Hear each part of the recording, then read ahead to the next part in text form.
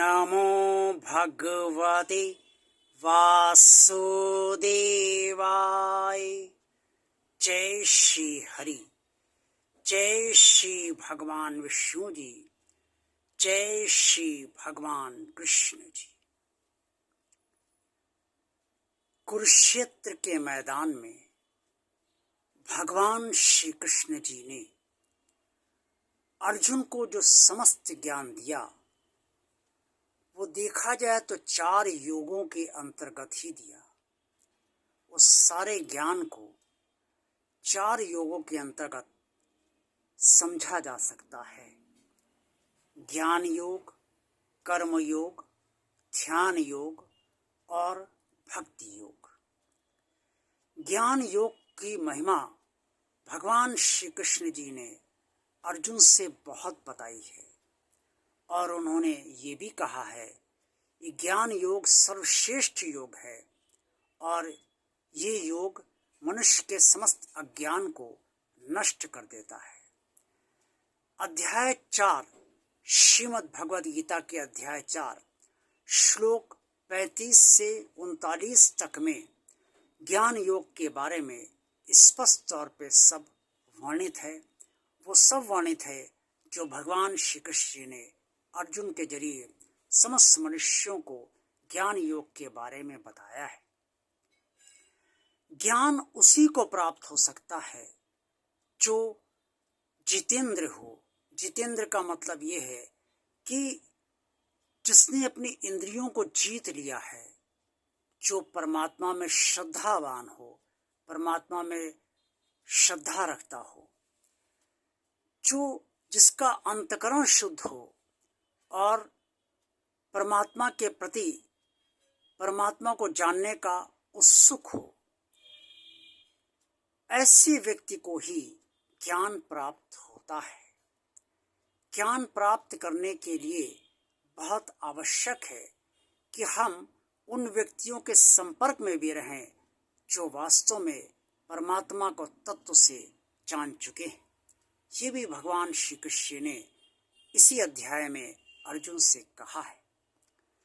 भगवान श्री कृष्ण ने यह भी बताया कि कब समझना चाहिए कि ज्ञान प्राप्त हो गया है।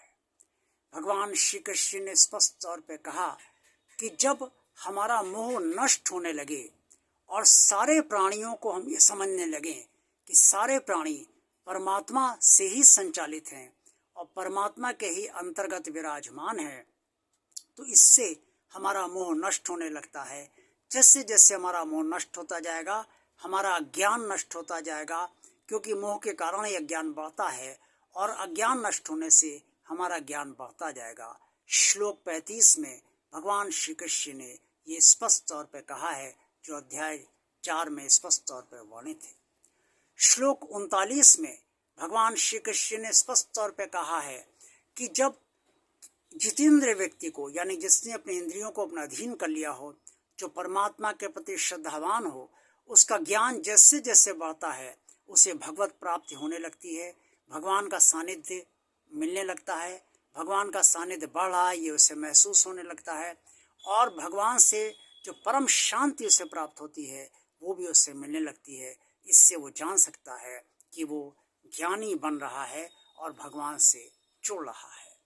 ज्ञान शुद्ध अंतकरण से मिलता है, इसलिए जब अंतकरण शुद्ध होगा तो परमात्मा की दी हुई आत्मा से का प्रकाश हमारे अंदर उदित होगा और उस प्रकाश से भी हमें ज्ञान स्वयं परमात्मा की कृपा से प्राप्त होने लगेगा। भगवान श्री कृष्ण ने एक बहुत बड़ी बात श्लोक 36 में कही है कि ज्ञान से सब पाप नष्ट हो जाते हैं। जब अज्ञान नष्ट होता है तो ज्ञान उदित होता है और ज्ञान उदित होने से हम ज्ञान के जरिए परमात्मा से जुड़ते जाते हैं। जितनी गहराई से हम परमात्मा से जुड़ते जाते हैं उतनी गहराई से हमें भगवत प्राप्ति होने लगती है और जैसे जैसे भगवत प्राप्ति हमारी बढ़ती जाती है वैसे वैसे हमारे सारे पाप नष्ट हो जाते हैं। भगवान श्री कृष्ण जी ने ये भी कहा कि ज्ञान से सारे पाप भी नष्ट हो जाते हैं। अगर कोई व्यक्ति बहुत पापी है, उसने बहुत पाप किए हैं और वो ज्ञान योग का सहारा ले चुका है और ज्ञान के जरिए वो परमात्मा को समझ रहा है और अपने ज्ञान को नष्ट करने का निरंतर प्रयास कर रहा है, तो भगवान श्री कृष्ण ने स्पष्ट कहा है कि ज्ञान से सारे पाप कर्म वैसे ही भस्म हो जाते हैं जैसे अग्नि जो है वो सारे ईंधनों को अपने में ईंधनों को जलाकर भस्म कर देती है। ज्ञान से सारे पाप इस तरह से भस्म हो जाते हैं। ये अध्याय 4 श्रीमद् भगवद गीता के अध्याय 4 श्लोक 37 में स्पष्ट तौर पर वर्णित है। भगवान श्री कृष्ण जी ने ज्ञान योग को बहुत बड़ा माना है और उन्होंने इसकी महिमा अर्जुन के समक्ष अनेक प्रकार से रखी है। इसलिए ज्ञान प्राप्त करने के लिए आपको सर्वप्रथम अपना अंतःकरण शुद्ध करना होगा, परमात्मा में श्रद्धा रखनी होगी।